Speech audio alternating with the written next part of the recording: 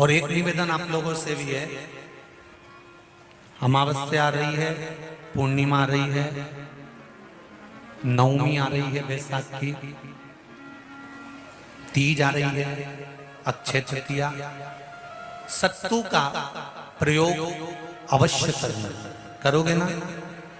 उसका दान अवश्य करना। कोई आए उसको थोड़ा सा सत्तू अवश्य खिलाना।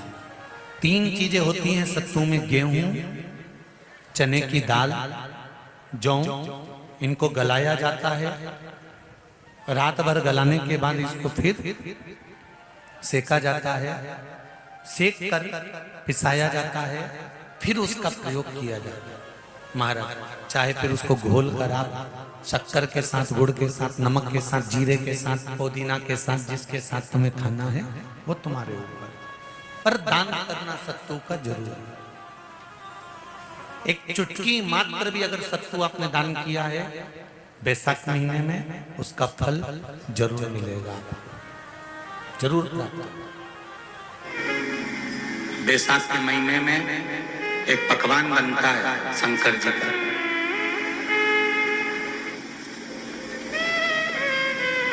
शिव जी के हाथ में त्रिशूल है, शिव जी के 3 नेत्र हैं, बेलपत्री में भी 3, बोलते जाओ, पत्ती है।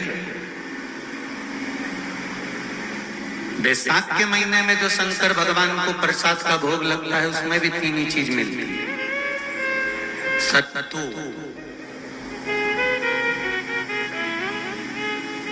कोई दूसरे महीने में बनता है? जम के तो बोलो नहीं। कब बनता है? यही बैसाख के महीने में। चने की दाल, गेहूं और जौ, इन तीनों को गलाकर सेक कर जो सत्तू तैयार होता है, इसी बैसाख के महीने में परशुराम जयंती के दिन या अमावस्या के दिन या पूर्णिमा के दिन शंकर भगवान को समर्पित होता है और भगवान विष्णु को समर्पित होता है। दुनिया के लोग कहते क्या होता है सत्तू से?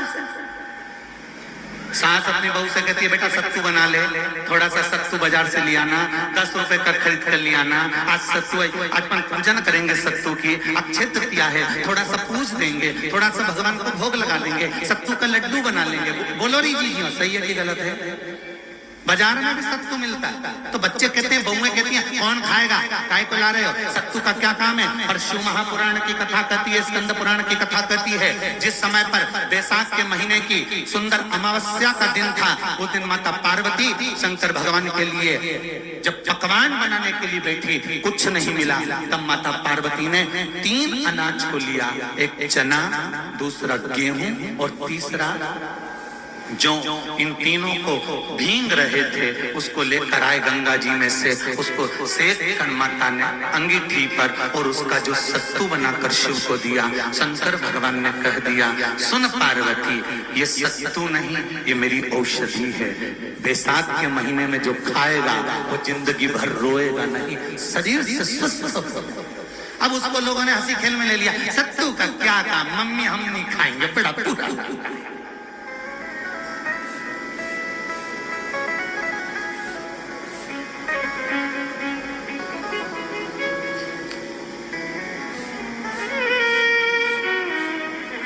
शिव जी का एक एक चीज,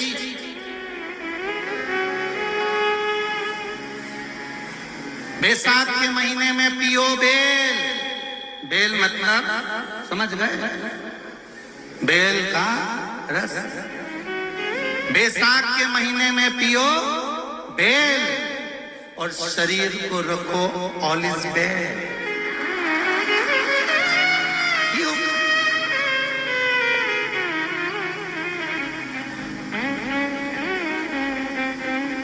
शरीर बेकार नहीं हो, शरीर बेकार नहीं हो सकता। अब शिव आराधना तो करो।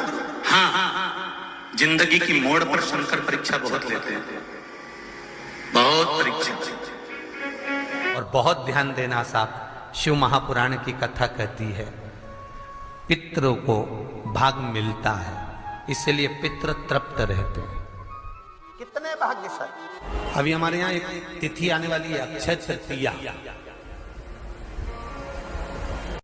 जितने आस्था चैनल पर कथा सुन रहे हो, जितने फेसबुक और यूट्यूब पर सुन रहे हो, बहुत सावधानी से सुनना। तो जिनकी यहाँ संपदा की कमी होती है, वैभव की कमी होती है, लक्ष्मी की कमी होती है, प्रतिष्ठा की कमी होती है, धन की कमी होती है, उसके लिए बहुत ध्यान से सुनना। ये प्रसंग आया नहीं पहले, आज अगर कुबेरेश्वर बाबा की पावन धरा पर यह प्रसंग निकला है तो उसको ध्यान से सुनिए। मेरी जीजियों, एक बात अपने जीवन में उतार कर रखना, कभी जिंदगी में अगर कभी ऐसा योग लगे, कभी तुम्हारे जीवन में कभी ऐसा लगे, ये उन लोगों के लिए है जो 1 रुपये कमाते हैं, सवाया खर्च होता है, घर में जिनके संपदा जुड़ती नहीं, बीमारियों में पैसा ज्यादा जाता हो, या कहीं ना कहीं तकलीफें अपनी जिंदगी में आती है, उसके लिए माघ के महीने में जो शंकर भगवान को प्रसाद का भोग लगता है उसमें भी 3 ही चीज मिलती है। सत्तू,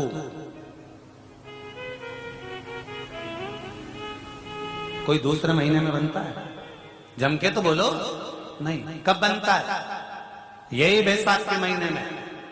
चने की दाल, गेहूं और जौ, इन तीनों को गलाकर सेक कर जो सत्तू तैयार होता है, इसी बैसाख के महीने में परशुराम जयंती के दिन या अमावस्या के दिन या पूर्णिमा के दिन शंकर भगवान को समर्पित होता है और भगवान विष्णु को समर्पित होता है।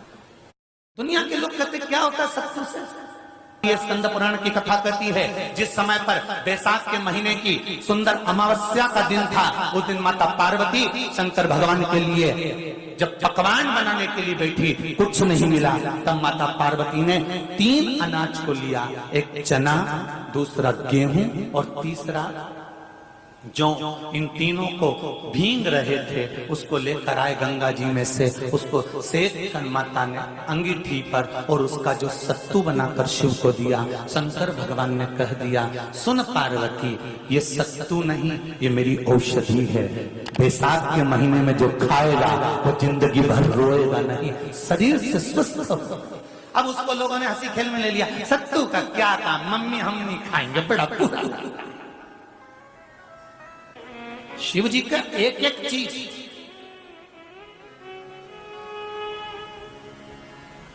बैसाख के महीने में पियो बेल। बेल मतलब समझ गए? बेल का रस। बैसाख के महीने में पियो बेल और शरीर को रखो ऑलिव बेल। पियो सत्तू 12 महीने खाओ मत खाओ। कौन सा महीना? बैसाख के महीने में सत्तू जरूर खाओ। और सत्तू चाइना से नहीं आएगा, इंडिया में बनेगा और बना भारत में ही।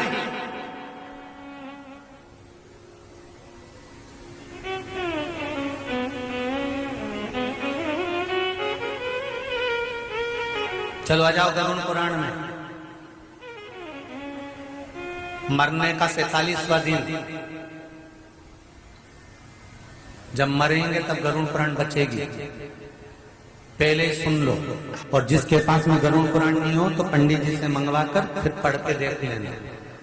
मरने के 47वें दिन, 47 डेज, 47वें दिन किस चीज का दान तुम्हारे सामने आता है? के 47वें दिन, 10 दिन तक तो जीवात्मा घर की अटारी करे थी, मरने के बाद 12वें के दिन चली जाती है। उसके बाद में जब 47वां दिन आता है तो 47वें दिन जीवात्मा को क्या दान करा जाता है?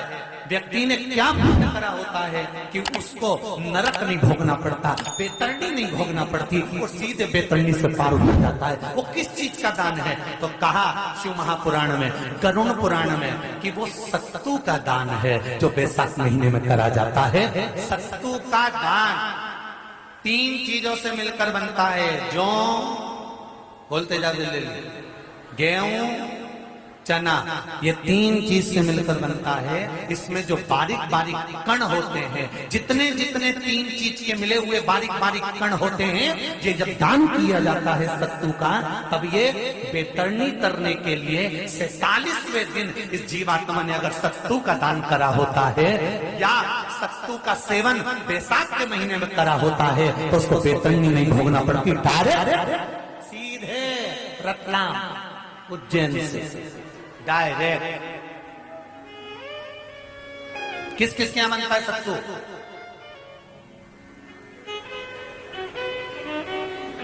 मैंने भी तो ये पूछा किस किस के यहां बनता है। मैं अभी थोड़ी ना कि अभी बन गया, बैसाख में बनता तो होगा।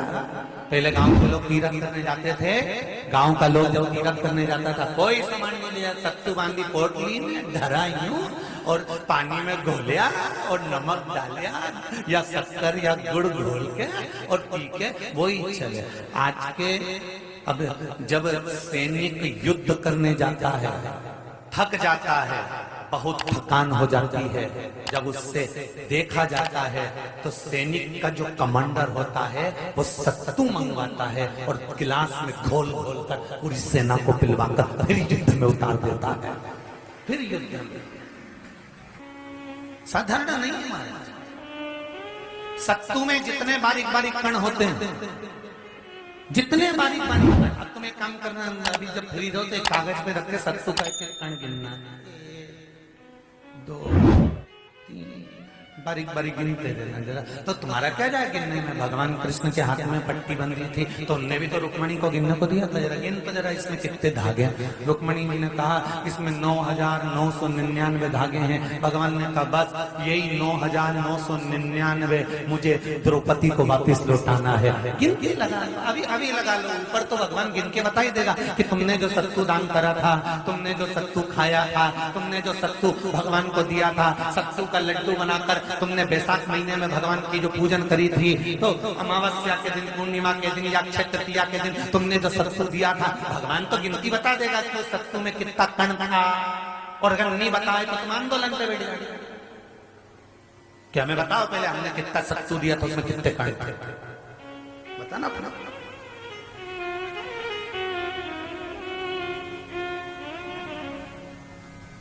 एक एक शिव की आराधना में, चांगुना में 1 लोटा जल भरा, उसमें थोड़ा सा चंदन डालकर बेलपत्री के वृक्ष के नीचे ले जाकर डाल देती, थोड़ा सा जल बचाकर शिव जी को डाल देती। शंकर भगवान ने एक दिन चांगुना के सामने मन में विचार प्रकट करा और पार्वती जी से कहा, पार्वती एक बात समझ में नहीं आती, आधा जल ये बेलपत्री को देती है, आधा जल मुझे देती है, जब आधा जल मुझे देती है तो मुझे बड़ा गुस्सा आता है।